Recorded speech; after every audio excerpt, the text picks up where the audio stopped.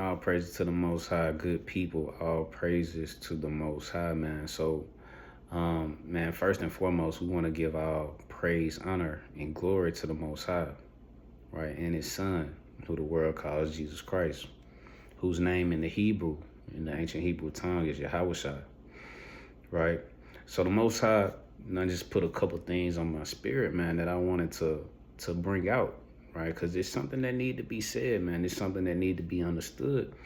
You know what I'm saying? We have to understand that the consequences and things like that of our actions, right? You know what I'm saying? So I really wanted to go into is that like just through experience, man, through maturity, um, from mistakes, um, so on and so forth, man. You know, I just done learned a lot, man. You know what I'm saying? And it's really just the wisdom and the interactions and things like that that the Most High has blessed me with. But the thing that I wanted to talk about is that like everything has a trade-off, man. Whether it's in the spiritual realm or whether it's in the physical realm, there's actions and reactions to the choices that you made, to the choices that you make. Right? So you have to be very careful with the things that you do, right? Because it can affect yourself in the spiritual realm. It can affect yourself in the physical realm, affect yourself in the physical realm as well. Right? Let's start off with Deuteronomy 30 and 19. Watch this, man. I'm going to get some examples to kind of bring it home. So this is the book of Deuteronomy, right? Chapter 30 and verse 19. It says, I call heaven and earth to record this day against you, that I have set before you life and death, blessing and cursing. Therefore choose life, that both thou and thy seed may live. So this was Moses, right, giving, setting a table for the children of Israel, via commandments of the Most High God. A blessing. They were going to be blessed if they kept the commandments. And they were going to be cursed if they disobeyed the commandments of God. Right? So the table was set for them. Right? And these blessings or these curses were going to affect them physically as well as spiritually. Right? So that was one example, man. Right? That was one example, man. And this the thing, you gotta weigh everything in a balance, man. You know what I'm saying? I kind of look at life now that everything is an investment. I didn't always look at life like that, but everything really truly is an investment, man. Like, what am I gonna get out of this?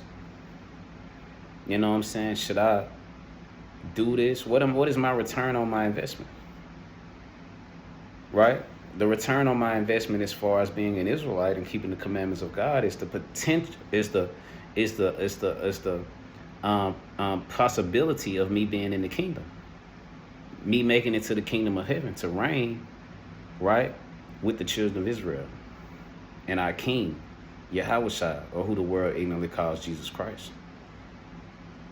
That's the trade-off, man. That's the trade-off for giving up things in your life, making sacrifices and things like that, to obey the Lord, man. Right? And I haven't always thought like this. Even with thinking like this, I've made some mistakes, man. But I thank the Most High for His grace and mercy that we can get back on track.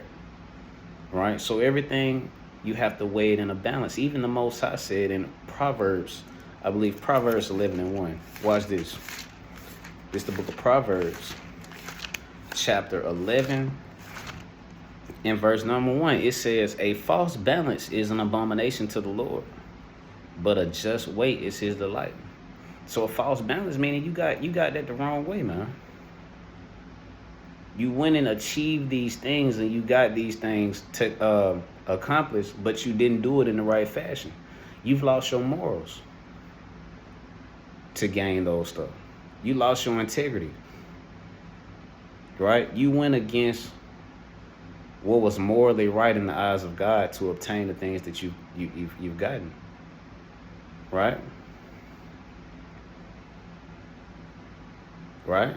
You've went against everything that you've been taught, all the things that the Most High has blessed you with as far as understanding, and you went back and turned your heart, made your heart cold against God, man.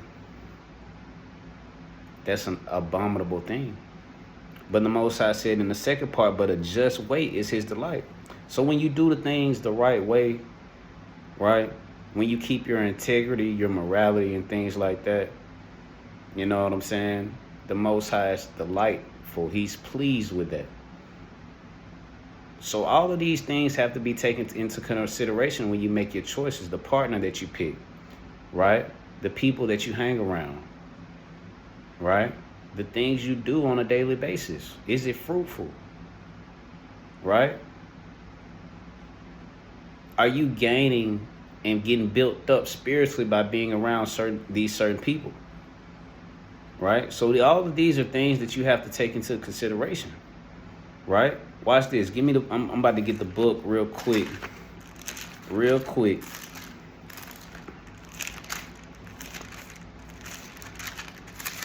Hold on. Just 1 second. Oh, excuse me. I'll pray to the Most High, man. I'll pray to the Most High. I'm going to get the book real quick of Haggai 1:7. This is the book of Haggai, chapter 1 and verse 7. It says, "Thus saith the Lord of hosts, consider your ways." So we got to consider and weigh it in the balance of things that we do, man. Because it will impact us, man. It will be detrimental to us down the road, either physically or spiritually, man. We have to take all those things into consideration and weigh it in the balance, man. I'm going to read that again. This is Haggai 1:7. It says, "Thus saith the Lord of hosts, consider your ways." Examine yourself, man. Really meditate on the decisions that you're making and the things that you are investing in before you do it. What is the benefit? What is the trade-off? What am I getting out of this? What am I getting by being around certain people? Am I losing myself? Am I going back into the world? Am I starting back doing worldly things, man? Is it making my heart cold against the Most High God? Have I turned my back on the Lord? This partner, you know what I'm saying? I'm courting this partner. You know what I'm saying? You're checking him or her out. Does this person make you better? Or are they taking from you, man? Right? Him or her. Right? Are they building you up? Are they supporting you? Are they challenging you to be better? Or do you see yourself venturing further and further away from the Most High God, man? All these things have to be weighed in the balance, man. What is the trade-off? And shout out my cousin, man. He the one that really put this on my mind. Like, what is the trade? Everything in life has a trade-off, man. Everything in life has a trade-off. Right? So you have to consider your ways. You gotta consider the decisions and things you make. What is that investment? What is the return on your investment? That's a business concept, but you have to look at it on the physical lens as well as the spiritual lens as well. What is the return on your investment by doing this? Right? Let me get 1 Samuel. 1 Samuel. Right? Chapter 2. And verse number 3. Real quick. This is the book of 1 Samuel, chapter 2, and verse number 3. It reads, "Talk no more so exceedingly proud. Let not arrogancy come out of your mouth. For the Lord is a God of knowledge, and by him actions are weighed." So, I mean, the Lord is weighing everything in a balance, man. Right? He's got everything set up based upon what you did concerning this. Did you keep the moral compass of the scriptures when you were living about and going about your life? Did you lose your integrity? Right? Did you become worldly to achieve everything that you wanted? You went about it the wrong way. The scriptures say, and again in Proverbs 11:1, a false balance is an abomination to the Most High God. How did you go about achieving these things, man? You can't. That's why, that's also, again, man, the scripture's so perfect, man. The harmonization of the text is amazing, man.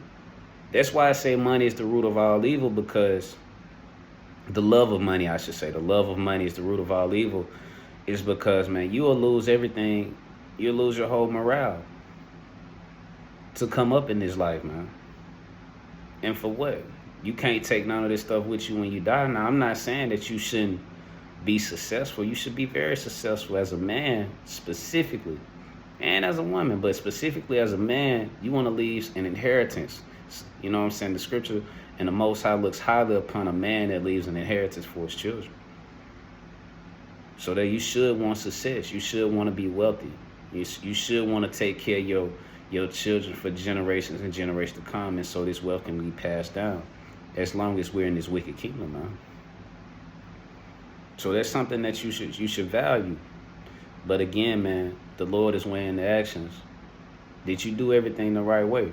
Did you treat people right? Did you treat your brother right? Or did you exploit people on the way to success? Did you get over? Right? Or did you keep your morale? Did you keep your integrity? So these are things that you got to take into consideration. Again, in Haggai 1:7, it says, consider your ways. Right? So I'm going to read 1 Samuel chapter 2, verse 3 one more time. It says, talk no more so exceedingly proudly. Let not arrogancy come out of your mouth, for the Lord is a God of knowledge, and by him actions are weighed. So again, what's the trade-off for this decision that I'm making? The choices that I'm making. And even when we go back to Deuteronomy 30, one more time before we move on to the next scripture, we almost done as well. Deuteronomy 30:19, this was the first scripture we went to. Right? It says, I call heaven and earth to record this day against you, that I have set before you life and death, blessing and cursing. Therefore choose life, that both thou and thy seed may live. Even in the spiritual realm, you have to take into consideration the choices that you make affect your children. That's how the Most High get down, man.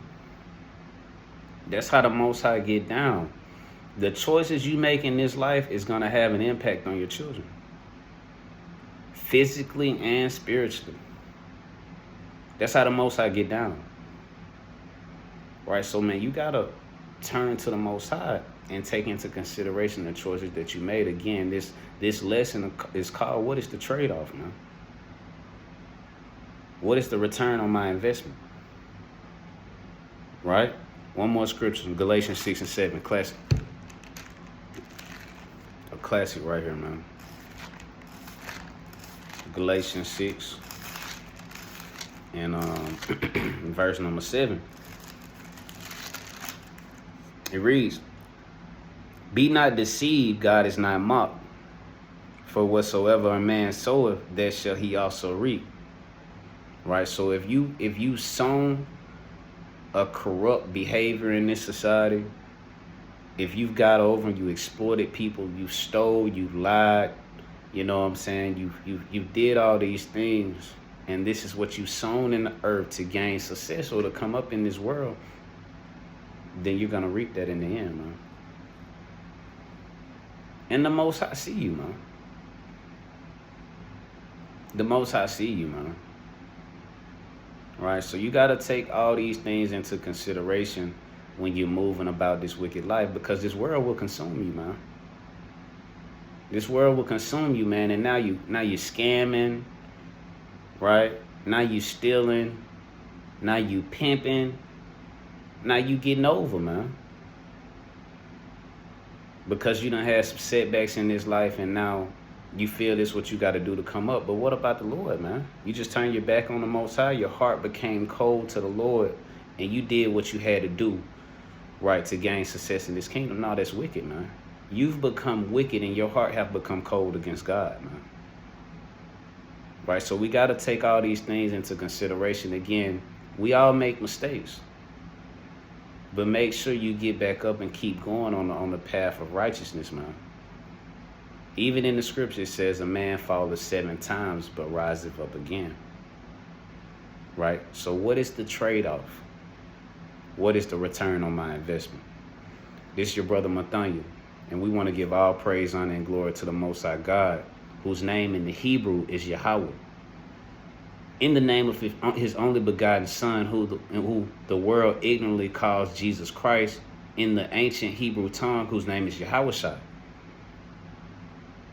Hey, we appreciate y'all tuning in, man. Shalom, good people.